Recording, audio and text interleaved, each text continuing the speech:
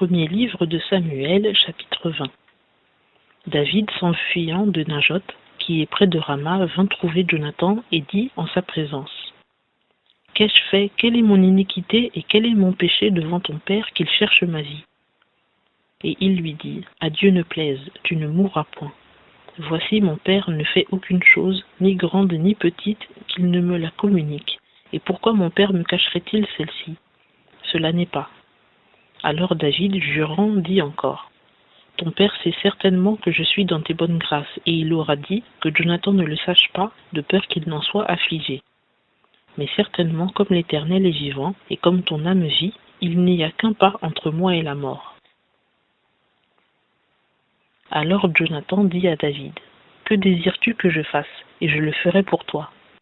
Et David dit à Jonathan: Voici, c'est demain la nouvelle lune, et je devrais m'asseoir avec le roi pour manger.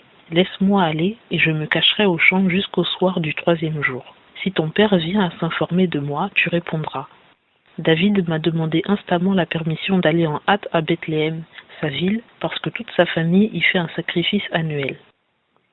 S'il dit ainsi, c'est bon, tout va bien pour ton serviteur. Mais s'il se met en colère, sache que le mal est résolu de sa part.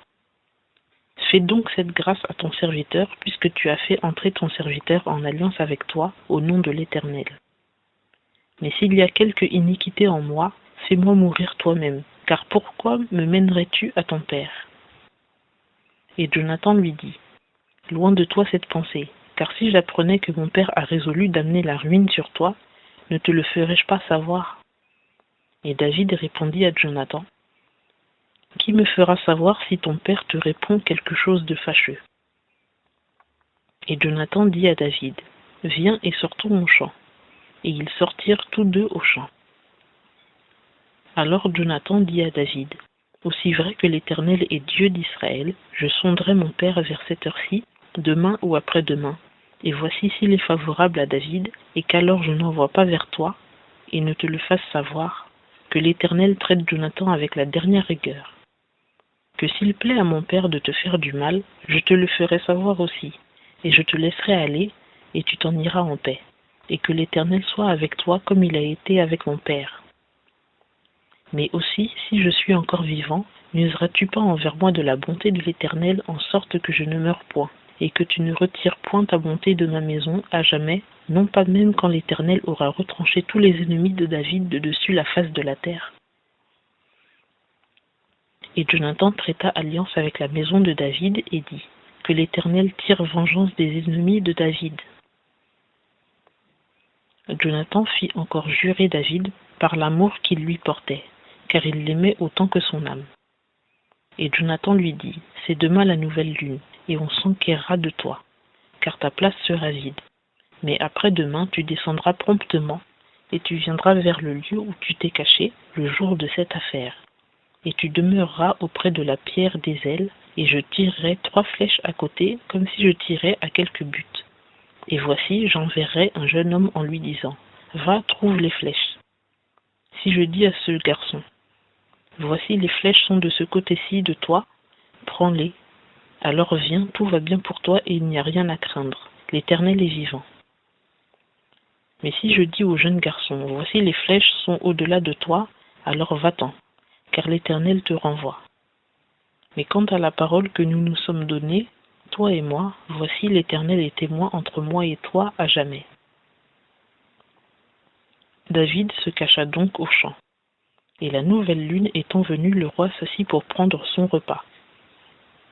Et le roi s'assit sur son siège, comme les autres fois, sur le siège contre la muraille, et Jonathan se leva, et Abner s'assit à côté de Saül, mais la place de David était vide.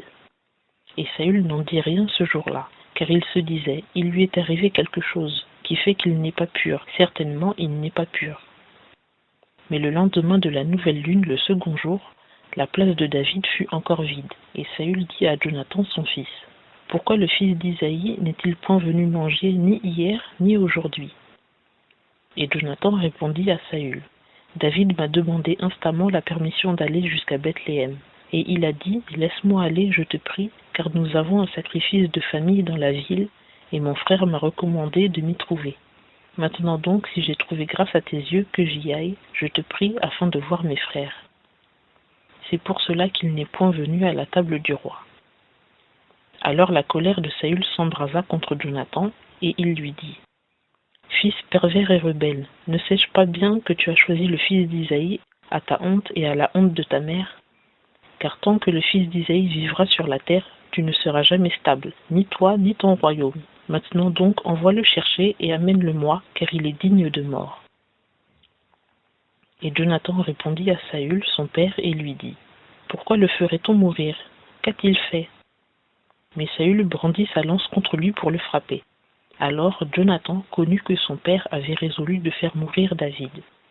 Et Jonathan se leva de la table tout en colère, et ne prit point son repas le second jour de la nouvelle lune, car il était affligé à cause de David, parce que son père l'avait outragé. Et le matin venu, Jonathan sortit au champ, au lieu convenu avec David, et il amena avec lui un petit garçon. Et il dit à ce garçon, « Cours, trouve donc les flèches que je vais tirer. » Le garçon courut, et Jonathan tira une flèche au-delà de lui. Quand le garçon vint jusqu'au lieu où était la flèche que Jonathan avait tirée, Jonathan cria après lui et lui dit, « La flèche n'est-elle pas au-delà de toi ?»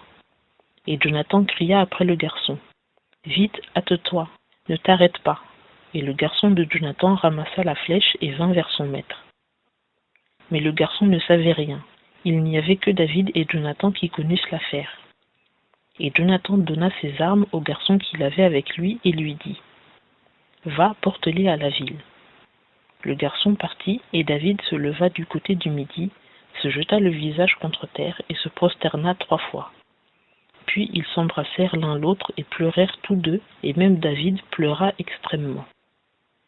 Et Jonathan dit à David, « Va en paix selon ce que nous avons juré tous deux, au nom de l'Éternel, en disant, « L'Éternel sera entre moi et toi, et entre ma postérité et ta postérité à jamais. » David se leva donc et s'en alla, et Jonathan rentra dans la ville.